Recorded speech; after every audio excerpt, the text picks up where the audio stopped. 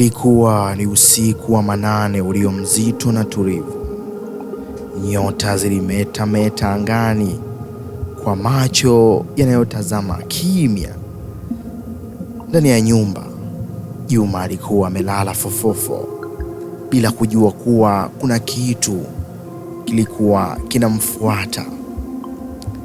Ghafla sauti zisizo za kawaida zikaanza kusikika, zikiwa ni nzito na za kutisha, zisizo za kibinadamu, zikimnong'oneza polepole ndani ya usingizi mzito. Juma alianza kuona ndoto isiyo ya kawaida.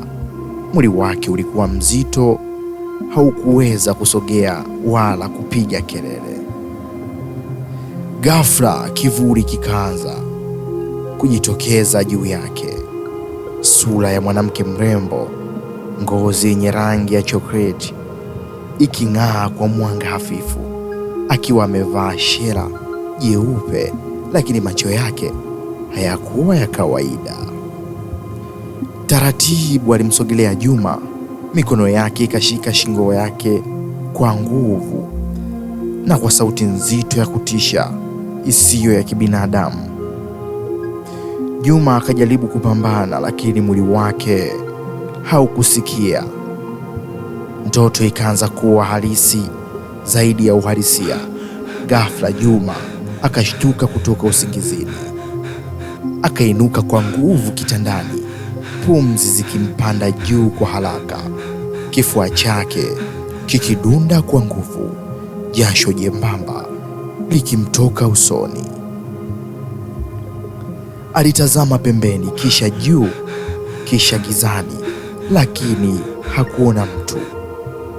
Ndani ya ile nyumba ya kimya, kilichobaki ni sauti ya pumzi yake nzito na hofu isiyoelezeka moyoni mwake. Lakini hakujua kama ile ilikuwa ni ndoto tu au mwanzo wa kitu kibaya zaidi.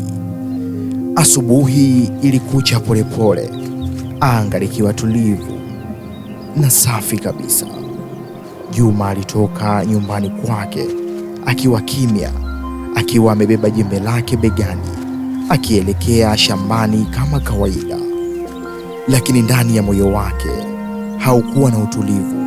Ndoto ya usiku bado ilikuwa ikimzunguka kichwani. Alipokuwa akipita katika njia nyembamba yenye majani iliyokatiza katikati ya makaburi ya zamani, hatua zake zilianza kuwa nzito na kimya cha asubuhi kikianza kuwa cha kutisha kuliko kawaida. Ghafla upepo mdogo ukapita, na kabla Juma hajageuka, ndege mmoja aina ya njiwa akapita karibu kabisa na kichwa chake, akipiga mbawa polepole kama vile alikuwa na ujumbe. Juma akasimama, macho yake yakamfuata.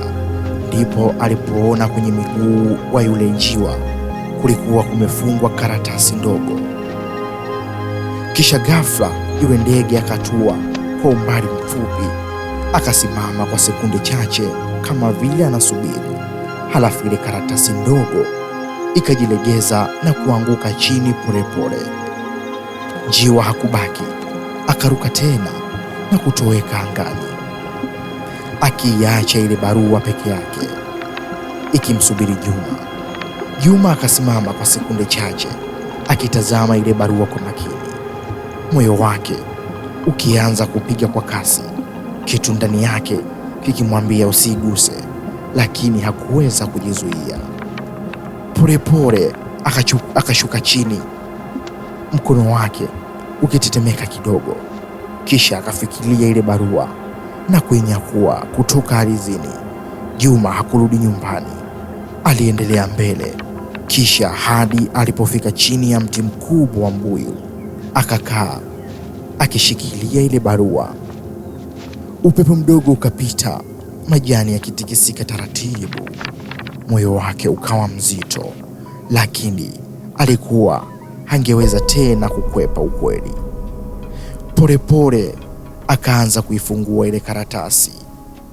Ghafla uso wake ukabadilika, macho yake yakafunguka kwa mishangao, kama vile alikuwa haamini alichokiona. Karatasi ikatetemeka mikononi mwake na kimya kilichomzunguka kikawa kizito kuliko hapo awali. Mikono ya Juma ikatetemeka. Aliposhusha macho yake tena kwenye ile barua, ndipo maneno yalipoonekana wazi, yakiwa yameandikwa kwa wino mwekundu. Moyo wake ukasimama kwa sekunde chache. Ghafla macho yake yakajaa machozi. Nikusihi tu endelea kuifuatilia chaneli yetu, subscribe ili uweze kufahamu mwendelezo wa stori hii, kujua